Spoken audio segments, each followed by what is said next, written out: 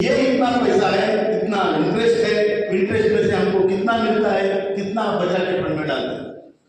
समझाया कि भारत सरकार श्रमयोगी मानधन योजना को 100% ग्रांट देती है। भारत सरकार यूनाइटेड नेशन स्कीम को 18.5 देती है और हमें पेंशन के लिए एक पैसा भी नहीं देती। 1.16 एडमिनिस्ट्रेटिव एक्सपेंडिचर के। तो हमने कहा मैडम हम क्या आपके सौतेले बच्चे हैं क्या? हम आपके स्टेट चिल्ड्रन हैं क्या? भारत सरकार के आपको ये भेदभाव करके नहीं चलेगा, आपको थोड़ा बहुत देना पड़ेगा।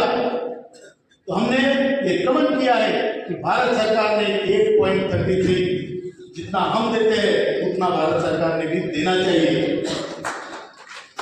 मैडम ने प्रिंसिपली मैडम एग्री हो गई। अभी क्या होता है हमको मालूम नहीं, लेकिन जो होगा अच्छा होगा।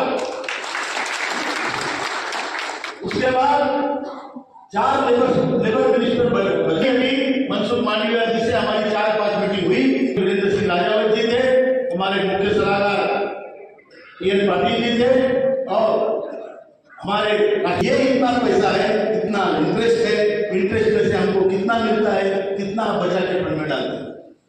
हमारे सचिव राजीव भटनागर जी थे। उस मीटिंग में हमने उनको प्रेजेंटेशन किया। उनकी प्रतिक्रिया ये थी कि ये जो प्रेजेंटेशन है ये बहुत अच्छा प्रेजेंटेशन है। मैंने इतना सुंदर और स्टडीड प्रेजेंटेशन नहीं देखा। उन्होंने ये भी कहा कि आपके विचार, आपके संगठन के विचार हमको बहुत अच्छे लगे। हमने प्रेजेंटेशन में आपको बता देता हूं, भाषा समझ में आ रही है पक्का? हमने उनको ये बताया कि आपके पास कितना पैसा है, विथ प्रूफ, सबूत के साथ आपके पास इतना पैसा है, ये पैसे का साल में इतना ब्याज आता है, ये ब्याज में से आप हमें कितना देते हो? 1 रोटी में से हमको 1/4 रोटी देते हो, 3/4 तुम खाते नहीं, रखते हो अपने पास। तो ये इतना पैसा है, इतना इंटरेस्ट है, इंटरेस्ट में से हमको कितना मिलता है, कितना बचा के फंड में डालते हैं। हर साल आपके फंड में जो 7.5 करोड़ लोग कंट्रीब्यूशन करते हैं उसका कितना पैसा आता है, दोनों का मिला के जो आज उनका कॉर्पस है और वो है उसका मिला के कितना ब्याज आता है, ये सारी चीजें उनको गिन गिन के बताई। उधर सीपीएफसी बड़े आईएएस अधिकारी होते, श्रम मंत्रालय के बड़े बड़े आईएएस अधिकारी थे, सीपीएफसी के बड़े लोग थे, लेकिन किसी को हमारे प्रेजेंटेशन पे ऑब्जेक्शन लेने को नहीं मिला, क्योंकि ये संगठन में आप जैसे हीरे हैं, आप जैसे डायमंड है, बड़े बड़े क्षेत्रों में काम किए लोग हैं, बड़े पढ़े लिखे लोग हैं, और वो सब ने मिलकर प्रेजेंटेशन बनाया था।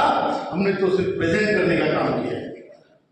उसके बाद उनको हमने बताया कि ये 36 लाख 60 इतने लोगों को 1000 से कम पेंशन मिलता है, और पूरे भारत का एवरेज ले लो तो वो 1171 रुपया, 1171 ओनली। ये सारी बातें उन्होंने सुनी और वो बोले कि इस काम के लिए हम आपके साथ हैं। मैं मिनिस्टर जरूर हूँ, लेकिन देश के लिए नेता है मोदी जी, मैं उन तक आपकी बात भी पहुंचाऊंगा और आपको मदद भी करूंगा, और आपका काम जल्दी से जल्दी करने के लिए मैं फाइनेंस मिनिस्टर से बात कर रहा हूं। आप निश्चित रहिए, आने वाले 2 महीने में आपका काम होगा। अगर नहीं होता है तो फिर क्या है? तो फिर हमने सोचा है संगठन के तौर पे सभी नेताओं ने कि हमने तलवार मालूम है सबको, खड्ग तलवार, उसको हमने म्यान में रखा है, लेकिन पूरी तरह से म्यान नहीं किया है। उसका हैंडल, उसका मुंह हमारे हाथ में है, बराबर। अगर हमारा काम होता है तो उसको पूरी तरह से म्यान कर देंगे और उनके पैर पकड़ेंगे, बराबर है कि नहीं? उससे दर्शन करेंगे। और काम नहीं होता है